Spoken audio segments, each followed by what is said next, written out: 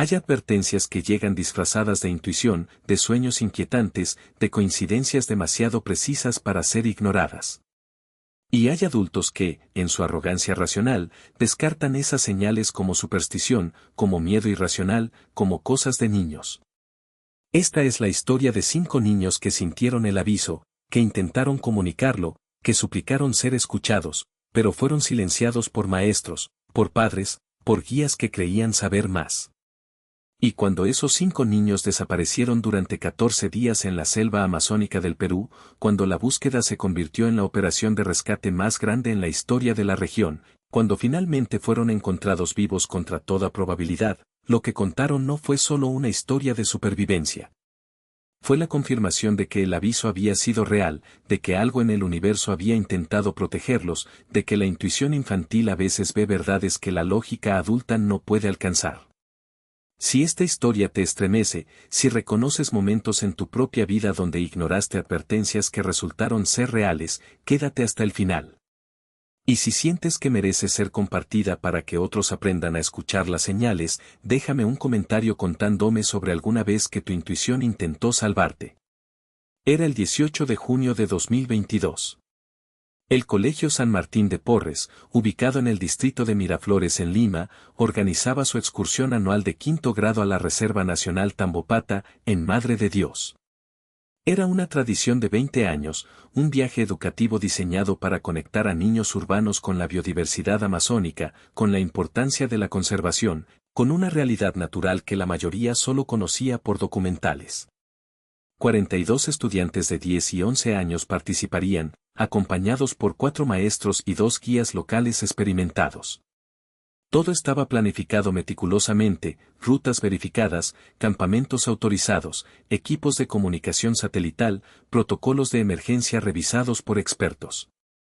Pero había algo que ninguna planificación podía anticipar, algo que 5 niños sintieron con una certeza visceral que no podían explicar pero que tampoco podían ignorar: este viaje no debía realizarse. No ahora. No de esta manera. Algo terrible iba a suceder. Los 5 niños que protagonizan esta historia tenían nombres, familias, personalidades únicas. Matías Rojas, 10 años, el más callado del grupo, un niño que pasaba recreos observando insectos en lugar de jugar fútbol, que hacía preguntas sobre la muerte que incomodaban a los adultos, que tenía una sensibilidad hacia lo invisible que sus compañeros no compartían. Sofía Mendoza, 11 años, líder natural de su clase, acostumbrada a ser escuchada, hija de abogados que le habían enseñado a argumentar lógicamente, pero que últimamente experimentaba sueños tan vívidos que los confundía con recuerdos. Lucas Paredes, 10 años, el bromista, el que usaba humor para navegar situaciones incómodas, pero que bajo esa fachada escondía una ansiedad profunda que se manifestaba en rituales compulsivos que solo su madre conocía. Emma Vega, 11 años, profundamente espiritual, criada por abuelos evangélicos que le habían enseñado a orar antes de cada decisión importante, que veía señales divinas en coincidencias que otros descartaban. Y finalmente, Diego Flores, 10 años, el más pequeño físicamente pero con una determinación que compensaba su estatura, hijo de un padre desaparecido y una madre soltera que trabajaba doble turno, acostumbrado a cuidarse solo y a confiar en sus instintos para sobrevivir. Las advertencias comenzaron 3 semanas antes del viaje. Matías tuvo el primer sueño. Se vio a sí mismo y a 4 compañeros caminando en círculos en una selva donde los árboles tenían ojos, donde el suelo se movía como si respirara, donde el cielo era del color de un moretón viejo. En el sueño, una voz que no tenía fuente visible decía una y otra vez: no vayan. No este mes. Esperen. Matías despertó sudando, con el corazón acelerado, con la certeza absoluta de que el sueño no era producto de su imaginación sino un mensaje real de algo o alguien. Le contó a su madre durante el desayuno. Ella, ocupada preparándose para el trabajo, le dio una palmada cariñosa en la cabeza y dijo: son nervios, mi amor. Es normal estar ansioso antes de un viaje grande. Pero vas a estar seguro. Los maestros te cuidarán. Matías no insistió. Ya estaba acostumbrado a que los adultos descartaran sus percepciones como fantasías infantiles. Sofía tuvo su advertencia de manera diferente. Estaba en clase de ciencias cuando la profesora mostró un video sobre la selva amazónica. En un momento específico, cuando la cámara enfocaba un río caudaloso, Sofía sintió una oleada de terror tan intensa que tuvo que agarrarse del pupitre para no caer. Vio, con claridad que no era imaginación, a 5 niños atrapados en una isla pequeña rodeada por agua furiosa, gritando por ayuda que no llegaba. La visión duró solo segundos, pero la dejó temblando. Levantó la mano, pidió permiso para ir al baño, y vomitó por el impacto emocional de lo que había visto. Cuando regresó a clase, intentó contarle a la profesora. «Señorita, creo que algo malo va a pasar en el viaje. Tuve una visión». La profesora, con la mejor intención pero la peor respuesta posible, sonrió condescendientemente. «Sofía, eres muy imaginativa. Eso es bueno para escribir historias, pero no es real. El viaje será perfectamente seguro». Sofía se sintió estúpida, avergonzada por haber compartido algo tan íntimo. No volvió a mencionar sus visiones. Lucas experimentó su advertencia de forma más física. Cada vez que pensaba en el viaje, desarrollaba dolor de estómago tan intenso que no podía comer. Su madre lo llevó al médico pensando que era apendicitis. Los exámenes salieron normales. El médico diagnosticó ansiedad anticipatoria. Es común en niños antes de eventos grandes. Le recetaré algo suave para calmar los nervios. Pero Lucas sabía que no era ansiedad normal. Era su cuerpo gritándole que algo estaba mal, que el viaje representaba peligro real. Intentó decirle a su padre, quien respondió con impaciencia: «Lucas, ya basta. No vamos a cancelar un viaje que costó dinero porque tienes dolor de panza. Vas a ir y vas a pasarla bien. Punto final». Lucas aprendió a guardar silencio sobre sus sensaciones. Emma tuvo quizás la advertencia más clara y la más ignorada. Durante el servicio dominical en su iglesia, 2 semanas antes del viaje, el pastor hizo una oración por viajes seguros. Emma sintió una voz interior, clara como si alguien hablara en su oído, que decía: «Este viaje no está bendecido. Hay peligro. No vayas». Emma, educada para tomar en serio las impresiones espirituales, le contó a su abuela después del servicio. La abuela, mujer de fe profunda, tomó las manos de Emma y oró con ella, pidiendo discernimiento. Luego dijo: «Hijita, vamos a hablar con tu maestra. Si Dios te está advirtiendo, debemos escuchar». Fueron juntas a la escuela el lunes. La maestra, la señorita Patricia, las recibió con amabilidad pero escepticismo evidente. «Entiendo sus preocupaciones religiosas», dijo con tono que pretendía ser respetuoso pero era claramente condescendiente, «pero este viaje ha sido bendecido por nuestro capellán escolar. Estoy segura de que Dios protegerá a todos los niños. Emma estará perfectamente segura». La abuela, sintiendo que insistir sería visto como fanatismo, aceptó a regañadientes. Emma lloró esa noche, sabiendo que algo terrible se acercaba pero sintiéndose impotente para detenerlo. Diego tuvo la advertencia más simple y quizás la más poderosa. 3 días antes del viaje, encontró un pájaro muerto en el patio de su edificio. No era inusual, los pájaros mueren todo el tiempo. Pero este pájaro estaba perfectamente intacto, sin marcas de violencia, simplemente muerto en medio del camino como si hubiera caído del cielo. Diego lo recogió cuidadosamente, lo examinó, y sintió una conexión inexplicable con esa muerte súbita e inexplicable. Era una señal. Lo sabía con la misma certeza con que sabía su propio nombre. Le mostró el pájaro a su madre esa noche. «Mami, creo que este pájaro es un aviso. Creo que no debería ir al viaje». Su madre, exhausta después de 14 horas de trabajo, apenas lo miró. «Diego, mi amor, estoy muy cansada para supersticiones. El pájaro murió porque los pájaros mueren. Tú vas al viaje porque ya está pagado y porque te va a hacer bien salir de la ciudad.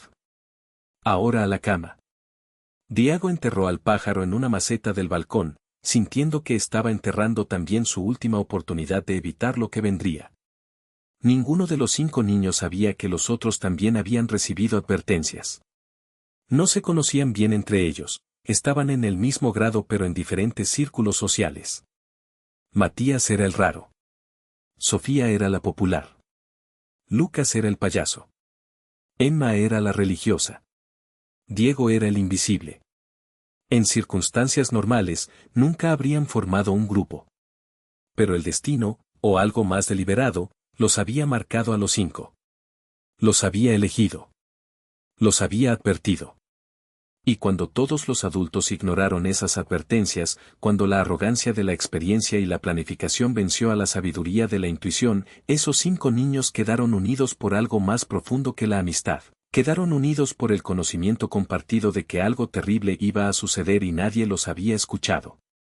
El día de la partida amaneció nublado, con ese tipo de cielo gris que parece presionar hacia abajo, que parece advertir tormenta. Los 42 niños se reunieron en el patio de la escuela a las 5 de la mañana, con mochilas nuevas, botas de montaña recién compradas, la emoción nerviosa de una aventura que prometía ser el evento del año escolar. Los padres tomaban fotografías, daban últimas instrucciones, abrazaban a sus hijos con esa mezcla de orgullo y ansiedad que caracteriza las despedidas. Matías abrazó a su madre más tiempo de lo normal, memorizando su olor, su calor, como si supiera que pasaría mucho tiempo antes de volver a sentirlos. Sofía se despidió de sus padres con una sonrisa forzada, ocultando el nudo de terror en su estómago. Lucas hizo bromas hasta el último momento, pero sus manos temblaban mientras subía al bus. Emma rezó en silencio, pidiendo protección pero sintiendo que sus oraciones rebotaban contra un cielo cerrado. Diego simplemente se despidió con un gesto de mano, sin mirar atrás, porque mirar atrás habría hecho que el miedo lo paralizara. El viaje en bus desde Lima hasta Puerto Maldonado duró 24 horas, con paradas para comida y baño. Los niños cantaban, jugaban, veían películas en tablets, ajenos en su mayoría a cualquier preocupación. Pero los 5 marcados por las advertencias permanecían callados, observando por las ventanas cómo el paisaje cambiaba de costa árida a sierra montañosa a selva densa, sintiendo que cada kilómetro los acercaba a algo inevitable. En Puerto Maldonado, abordaron una lancha que los llevaría río arriba hasta el punto de inicio de la caminata. El río Tambopata fluía marrón y poderoso, arrastrando troncos y vegetación, mostrando su fuerza con olas que hacían que la lancha saltara y los niños gritaran mitad miedo mitad emoción. Fue durante ese viaje en lancha que los 5 finalmente se encontraron. Matías estaba sentado en la parte trasera, observando el agua, cuando Sofía se acercó. «Tú también lo sientes, ¿verdad?», preguntó sin preámbulo. Matías la miró sorprendido. «¿Sentir qué? Que algo está mal. Que no deberíamos estar aquí». Matías asintió lentamente. «Tuve sueños. Advertencias». Sofía se sentó junto a él. «Yo tuve visiones. Nadie me creyó». Lucas, que había estado escuchando desde el asiento de al lado, se volteó. «Yo tuve dolores. Mi cuerpo sabía». Emma, sentada frente a ellos, agregó, «Yo escuché una voz. Dios intentó advertirme». Diego, el último en unirse al grupo, dijo simplemente, «Encontré un pájaro muerto». Era una señal. Se miraron unos a otros, 5 niños que de repente se daban cuenta de que no estaban locos, de que no estaban solos, de que todos habían recibido el mismo mensaje de diferentes maneras. Y en ese momento, sin palabras, formaron un pacto silencioso, se cuidarían mutuamente. Pasara lo que pasara. Llegaron al campamento base al atardecer del segundo día.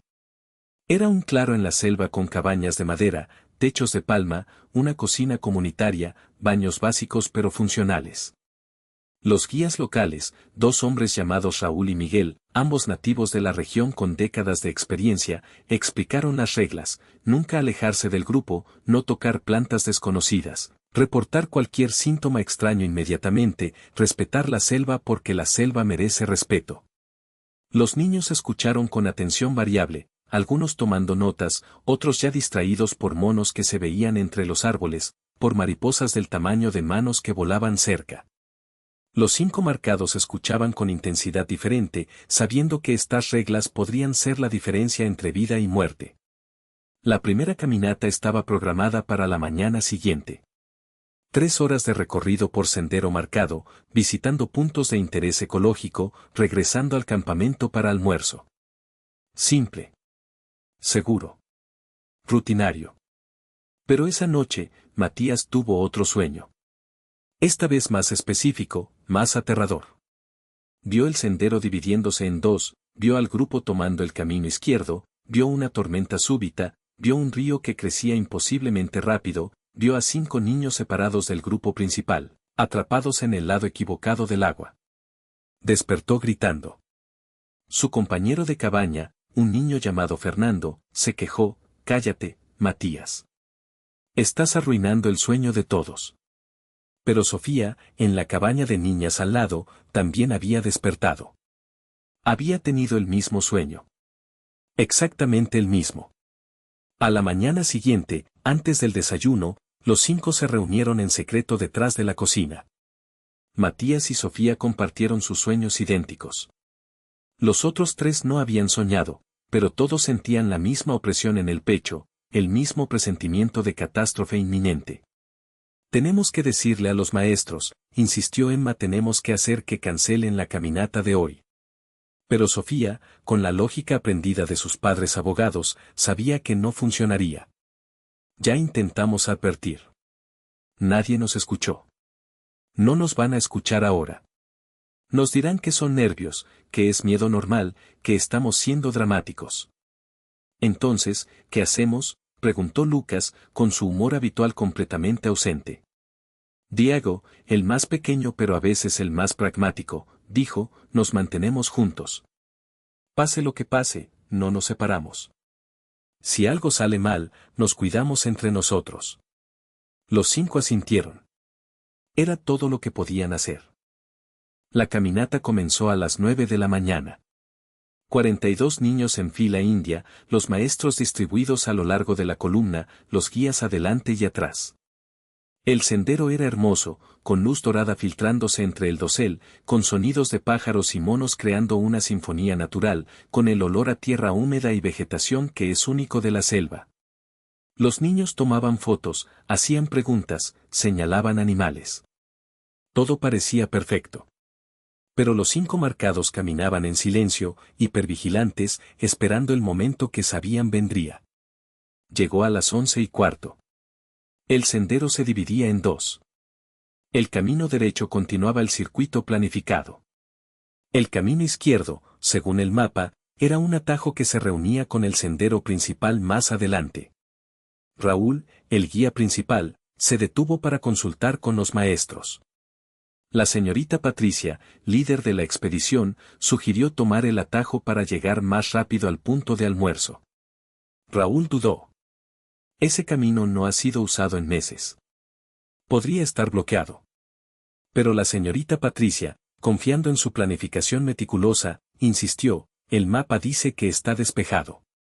Y nos ahorrará 40 minutos». Raúl cedió, como los guías locales a menudo ceden ante la autoridad de los educadores urbanos que creen que los mapas son más confiables que la experiencia. Tomaron el camino izquierdo. Exactamente como en los sueños de Matías y Sofía. Los 5 intercambiaron miradas de terror. Sofía intentó una última vez. «Señorita Patricia, creo que deberíamos tomar el otro camino». La maestra, ya impaciente después de una mañana larga, respondió con más dureza de la usual: «Sofía, ya basta. No voy a cambiar el plan porque tienes un mal presentimiento. Síguenos o quédate atrás». Sofía se calló, sintiéndose pequeña e impotente. Los 5 continuaron, sabiendo que el desastre se acercaba pero incapaces de detenerlo. El camino izquierdo era más estrecho, más salvaje. La vegetación presionaba desde ambos lados. Las raíces cruzaban el sendero como cables de tropiezo. Y entonces, exactamente como en la advertencia, el cielo cambió. No gradualmente sino en minutos, las nubes condensándose, el azul convirtiéndose en gris plomizo, el aire volviéndose denso y eléctrico. Raúl, experimentado en leer señales de la selva, se detuvo. «Viene tormenta. Grande. Debemos regresar». Pero ya era tarde. La lluvia comenzó con una violencia que tomó a todos por sorpresa. No gotas crecientes sino una cortina sólida de agua que caía como castigo divino. En segundos, todos estaban empapados. La visibilidad se redujo a metros. El sendero se convirtió en río de barro. Y entonces sucedió lo que los sueños habían mostrado. Un sonido como trueno, pero no del cielo sino de la tierra. Un rugido creciente que venía de todas direcciones y de ninguna. Miguel, el segundo guía, gritó una palabra que heló la sangre, crecida. Porque este sendero, que los mapas no mostraban correctamente, corría paralelo a un río estacional que la mayoría del año era apenas un arroyo. Pero durante lluvias fuertes, ese arroyo se convertía en torrente. Y ese torrente estaba llegando. El grupo comenzó a correr, intentando regresar al punto donde el sendero se dividía. Pero el barro hacía que correr fuera casi imposible. Los niños resbalaban, caían, se levantaban. Los maestros gritaban instrucciones que el rugido del agua ahogaba. Y entonces el río los alcanzó. No como una ola sino como una pared móvil de agua marrón cargada de troncos, rocas, escombros. El grupo se dividió. La mayoría, incluyendo a Raúl y 2 maestros, lograron llegar al lado seguro. Pero 5 niños, los 5 que habían sido advertidos, quedaron del otro lado cuando el agua cortó el sendero. Matías. Sofía. Lucas. Emma Diego. Separados del grupo principal por un torrente de 3 metros de ancho que fluía con fuerza suficiente para arrancar árboles. Raúl gritó desde el otro lado, quédense ahí. No intenten cruzar. Vamos por ayuda. Pero sus voces apenas se escuchaban sobre el rugido del agua. Los 5 niños se agarraron unos a otros, aterrorizados, viendo cómo el grupo principal desaparecía entre la lluvia y la vegetación, dejándolos solos en el lado salvaje de un río que seguía creciendo. La lluvia continuó durante 3 horas. Cuando finalmente cesó, los 5 niños estaban temblando de frío a pesar del calor tropical, empapados hasta los huesos, rodeados por una selva que de repente parecía infinitamente más hostil. El río no había bajado, si acaso, había crecido más. Y lo peor, estaban completamente perdidos. En el pánico de la crecida, habían corrido sin prestar atención a la dirección. El sendero había desaparecido bajo el barro. No tenían idea de dónde estaba el campamento, dónde estaba el grupo principal, dónde estaba cualquier señal de civilización. Sofía, como líder natural, intentó tomar control. Bien. Tenemos que pensar. ¿Qué tenemos? Revisaron sus mochilas. Matías tenía una botella de agua medio llena, una linterna pequeña, un cuaderno y lápiz. Sofía tenía barras energéticas, un silbato, un poncho de emergencia. Lucas tenía su inhalador para asma, chicles, un pequeño botiquín de primeros auxilios. Emma tenía su Biblia, un rosario, fósforos en una bolsa impermeable. Diego tenía una navaja multiusos, cuerda, y curiosamente, un espejo pequeño que su madre le había dado para casos de emergencia. No era mucho. Pero era algo. Tenemos que construir un refugio, dijo Diego, recordando videos de supervivencia que había visto. Va a llover de nuevo. Necesitamos estar secos. Trabajaron juntos, usando la navaja de Diego para cortar ramas, usando la cuerda para atarlas, construyendo un refugio tosco pero funcional bajo un árbol grande. Cubrieron el techo con hojas de palma. Extendieron el poncho de Sofía como piso. No era confortable, pero los mantendría relativamente secos. Esa primera noche fue la más aterradora de sus vidas.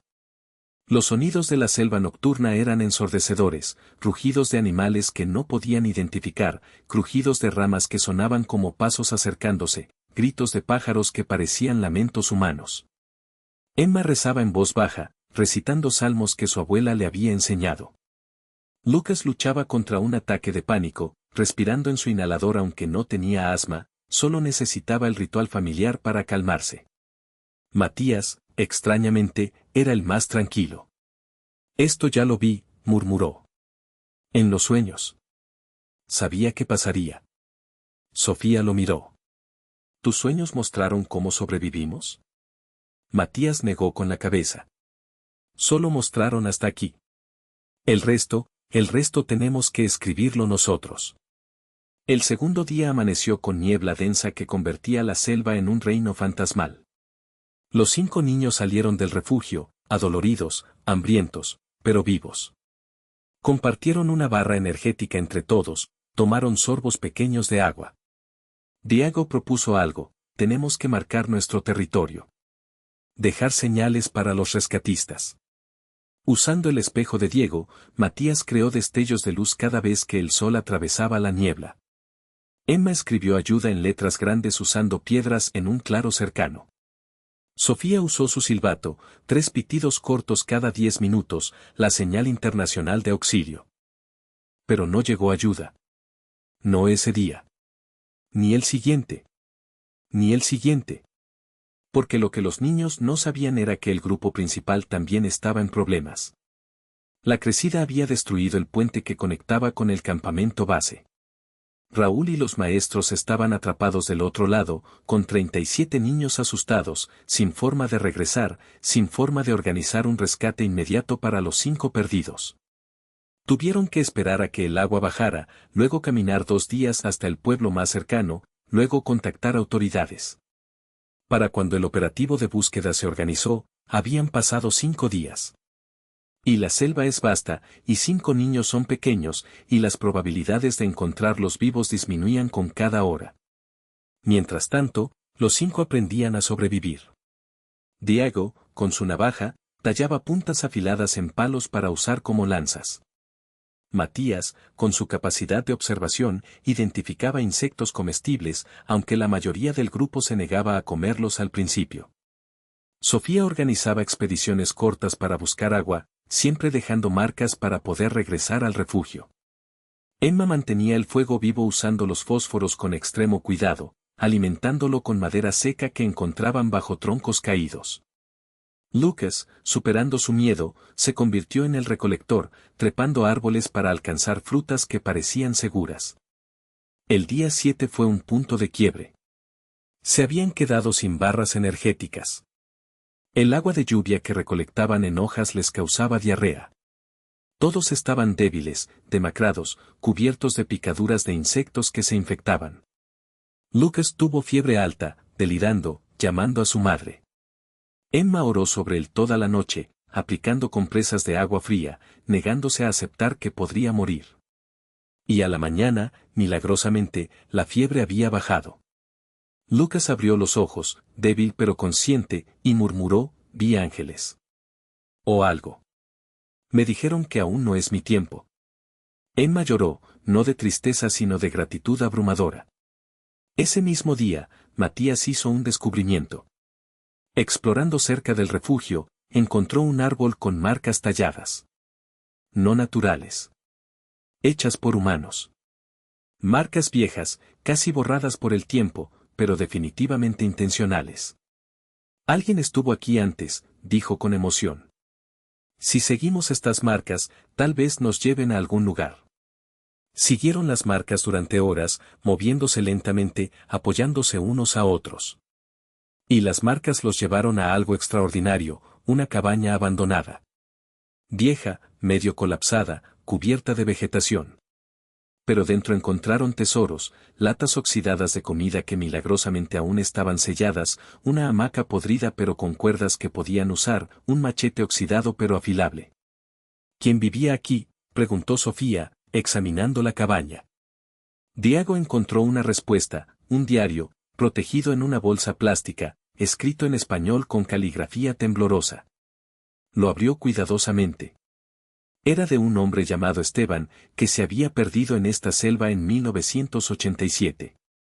Había sobrevivido solo durante 3 meses antes de finalmente encontrar su camino de regreso. El diario detallaba sus técnicas de supervivencia, sus errores, sus descubrimientos. Era un manual de supervivencia escrito específicamente para esta selva, por alguien que la había dominado a la fuerza. Esto no es coincidencia, murmuró Emma, fuimos guiados aquí. Dios, o el universo, o algo, nos guió. Matías, menos espiritual pero igualmente asombrado, asintió. Las advertencias no eran solo sobre el peligro. Eran sobre que sobreviviríamos. Por eso nos marcaron a nosotros 5. Por eso nos prepararon. Era una idea que les daba esperanza, que les daba propósito más allá de simplemente no morir. Usando el diario de Esteban como guía, mejoraron dramáticamente su situación. Aprendieron qué plantas eran comestibles y cuáles venenosas. Construyeron trampas para peces en un arroyo cercano. Crearon un sistema de filtración de agua usando arena y carbón del fuego. Establecieron rutinas, uno siempre vigilaba mientras otros dormían, dos siempre iban juntos a buscar recursos, todos se reunían al atardecer para compartir comida y planificar el día siguiente. El día 10, escucharon helicópteros. Distantes, pero definitivamente helicópteros. El operativo de búsqueda había comenzado. Corrieron a su claro, donde las piedras formaban ayuda, y usaron el espejo de Diego para crear destellos de luz hacia el cielo. Pero la selva es densa, el dosel grueso. Los helicópteros pasaron sin verlos. Sofía lloró de frustración. Estamos tan cerca. Están buscándonos y no pueden encontrarnos. Pero Diego, con su pragmatismo, dijo, entonces tenemos que hacernos más visibles. Más ruidosos. Pasaron 2 días construyendo una señal enorme. Cortaron vegetación en un área del tamaño de una cancha de baloncesto, creando un claro que desde el aire sería visible. Usaron troncos y piedras para formar letras gigantes, SOS. Recolectaron hojas secas y ramas para hacer una fogata masiva que pudiera verse desde kilómetros. Y esperaron. Mantuvieron el fuego listo, esperando el próximo sonido de helicópteros. El día 14, cuando el sol apenas comenzaba a salir, Emma despertó con una certeza. Hoy nos encuentran. Lo sé. Lo siento. Los otros, acostumbrados ahora a confiar en las intuiciones de cada uno, la creyeron. Prepararon todo. Encendieron la fogata grande, agregando hojas verdes para crear humo negro y denso. Usaron el silbato constantemente. Gritaron hasta quedarse roncos. Y a las 10 de la mañana, escucharon el sonido más hermoso que habían oído en sus vidas, un helicóptero acercándose, bajando, claramente habiéndolos visto. El rescate fue rápido y profesional. Los paramédicos los revisaron en el claro antes de subirlos al helicóptero. Deshidratación severa. Desnutrición. Infecciones múltiples. Pero vivos. Todos vivos. Contra todas las probabilidades, los 5 niños que habían sido advertidos, que habían sido separados, que habían sido dados por muertos por algunos rescatistas, habían sobrevivido 14 días en la selva amazónica. El reencuentro con sus familias en el hospital de Puerto Maldonado fue emocional más allá de las palabras. Madres que habían llorado durante 2 semanas abrazaban a hijos que olían a humo y tierra pero que estaban vivos. Padres que habían perdido esperanza besaban frentes sucias con lágrimas de alegría. Los 5 niños, que habían formado un vínculo inquebrantable, se negaban a ser separados. Insistían en estar en la misma habitación del hospital, en ser tratados juntos, en contar su historia juntos. Y la historia que contaron dejó a todos los adultos en silencio incómodo. Porque los 5 hablaban de las advertencias que habían recibido semanas antes. De los sueños, las visiones, las sensaciones físicas, las voces interiores que habían intentado prevenir exactamente lo que había sucedido. Y todos, cada niño independientemente, mencionaba haber intentado comunicar estas advertencias a adultos que las descartaron como fantasías, como nervios, como cosas de niños. La señorita Patricia visitó el hospital, con los ojos rojos de tanto llorar, con culpa escrita en cada línea de su rostro. Lo siento, dijo a los niños, a los padres. Debí haberlos escuchado. Debí haber tomado en serio sus preocupaciones. Mi arrogancia, mi confianza en mi planificación, casi les cuesta la vida.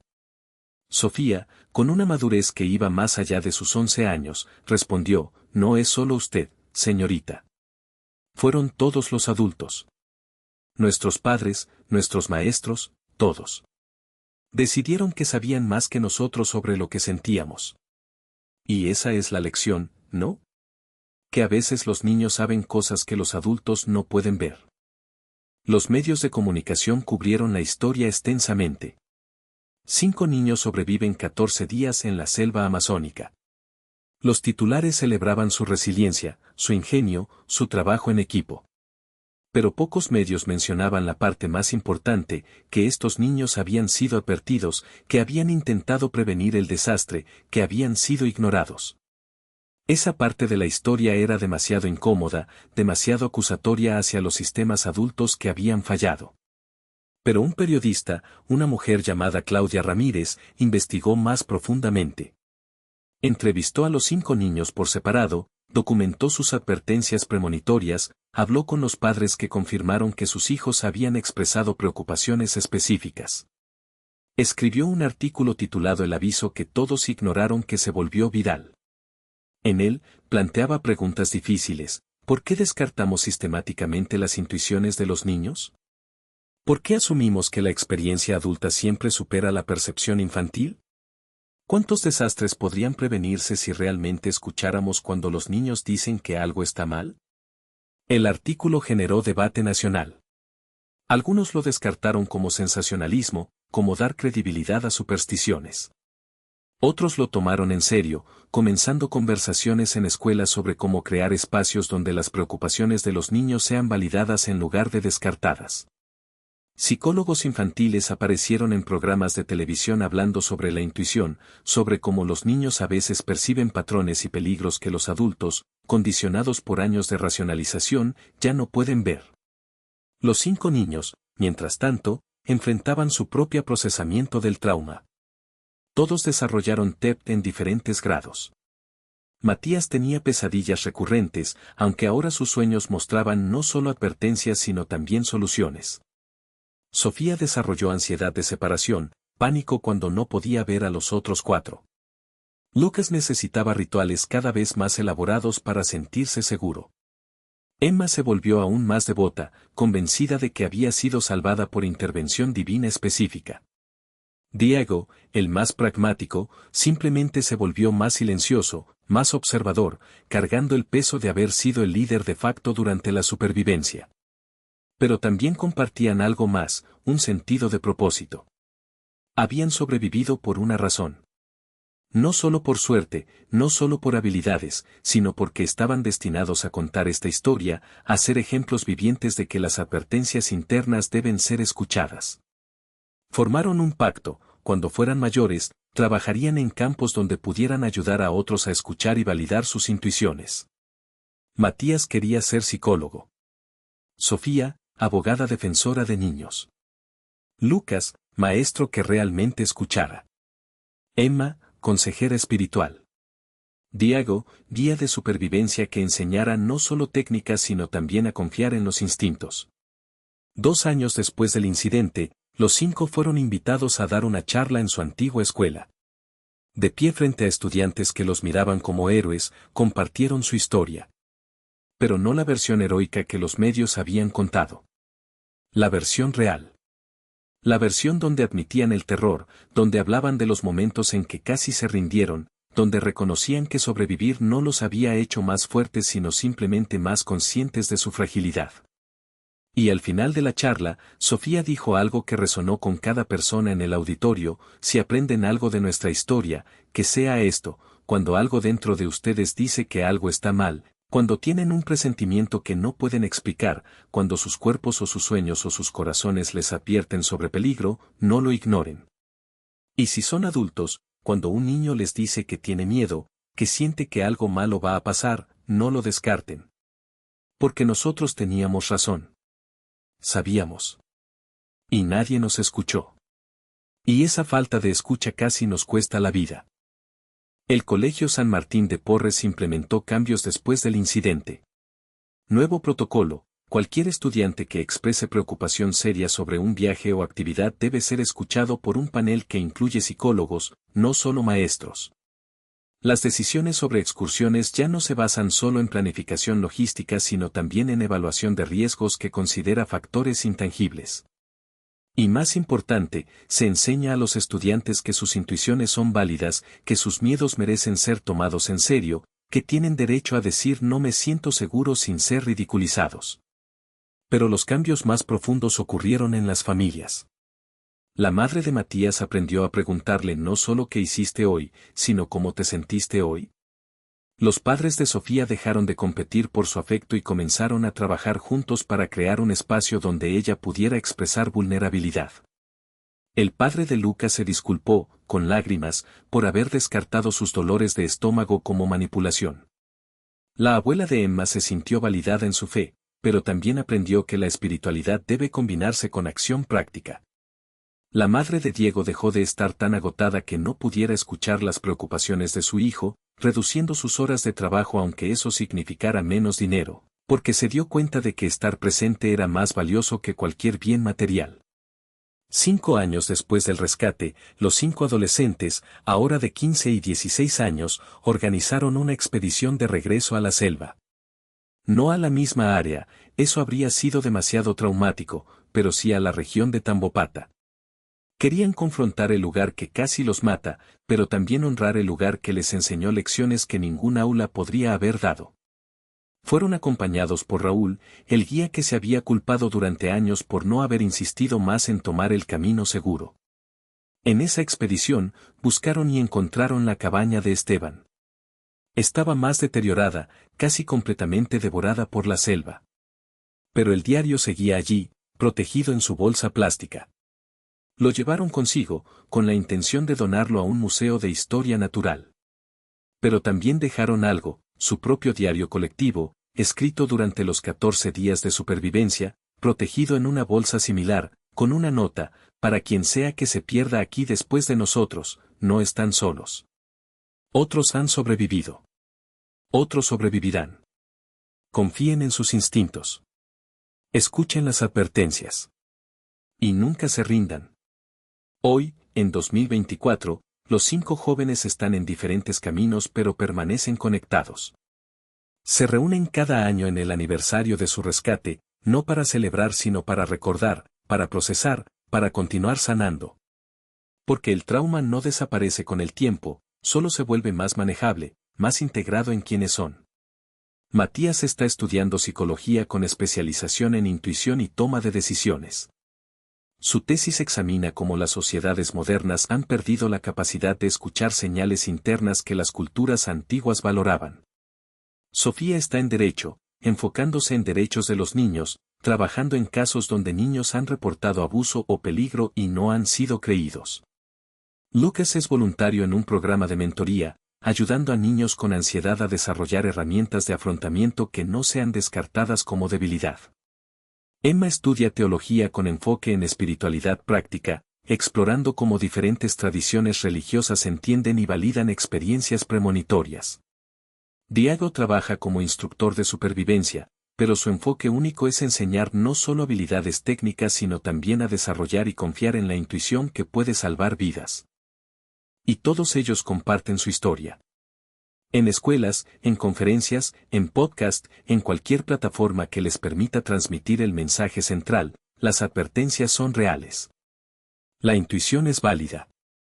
Y cuando ignoramos esas señales, especialmente cuando vienen de los más vulnerables, creamos las condiciones para desastres que podrían haberse prevenido.